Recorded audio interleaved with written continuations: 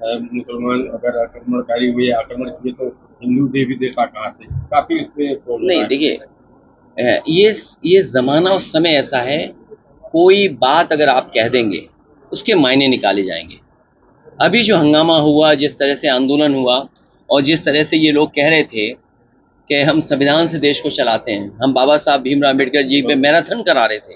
अभी लखनऊ में पता होगा मैराथन हुआ बाबा के साहब के नाम पर पूरे प्रदेश में सांस्कृतिक कार्यक्रम सरकार ने कराई। सरकार ये बताए, अगर उनके 400 एमपी जीत गए होते तो मैं आपको दावे के साथ कह सकता हूँ, ये जो नंगी तलवारें निकली हैं और ये जो राइफलें निकली हैं और जो गाली गलौज हुआ है, ये सड़कों पे दिखाई देता। कोई सड़क गली नहीं सुनी बस्ती जहां पर ये इस तरह का व्यवहार ना हो रहा होगा। तो किस भावना से कौन क्या कह रहा है, इस बारे में मैं नहीं पढ़ना चाहता हूं, लेकिन बीजेपी के इस कार्यक्रम की वजह से हमें हिटलर का ट्रूपर याद आ गया।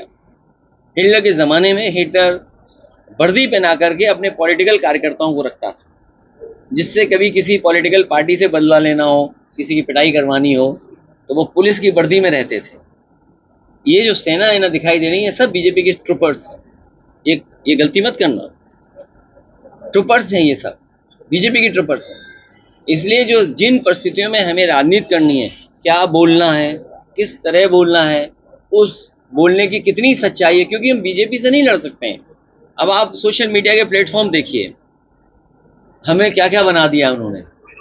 कई हजार करोड़ रुपए खर्च कर रहे हैं, हालांकि सभी चैनल अखबार हैं, ये बुरा मान जाएंगे तक वाले, लेकिन दैनिक भास्कर ने बड़ा काम तो किया। सोचो, बड़ा काम किया, उन तमाम लोगों को एक्सपोज कर दिया। सोचो, अब एक्सपोज हो गए, वो जब घर परिवार में बैठते होंगे उनकी कैसी गुजरती होगी।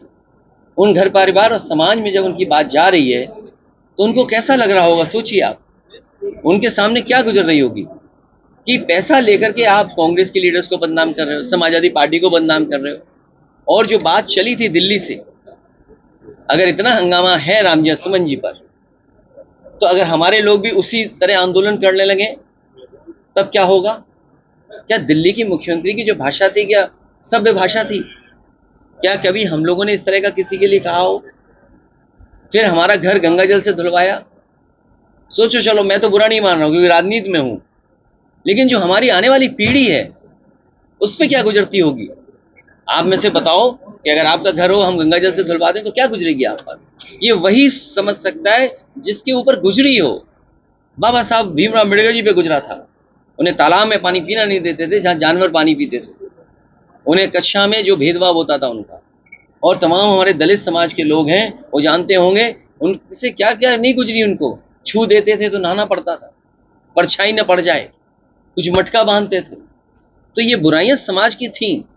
तमाम लोग हैं जो बुराइयों से दूर भागना चाहते हैं, बुराइयां उन्हीं की वजह से हैं ये। इसलिए हमें और आपको राजनीति में दूसरी जगह उलझा रहे हैं। आज बताओ, किसान की आय दोगुनी हो गई, गेहूं खरीदा जा रहा है, सरकार ये कह रही है इस रेट से ज्यादा नहीं खरीद सकते प्राइवेट लोग। क्यों नहीं खरीद सकते? क्योंकि सरकार कंपटीशन नहीं होने देना चाहती है।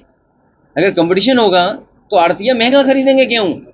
सरकार मिल गई बड़े उद्योगपतियों से, और उद्योगपति से मिलकर के गेहूं को सस्ता खरीदवा रही है, क्योंकि कल वही उद्योगपति जब आपको आटा देंगे, आटे पे कितना गुना मुनाफा होगा, आपको बिस्किट देंगे कितना मुनाफा होगा। दो दो तीन तीन बड़ी कंपनियों को लाभ पहुंचाने के लिए गेहूं महंगा नहीं बिकने दे रही सरकार। सोचो, कहीं दुनिया में ऐसा देखा होगा कि सरकार पाबंदी लगाती हो? मैं तो कहूंगा आज तक वालों से इस पे स्टोरी करें, इन्हें करना चाहिए।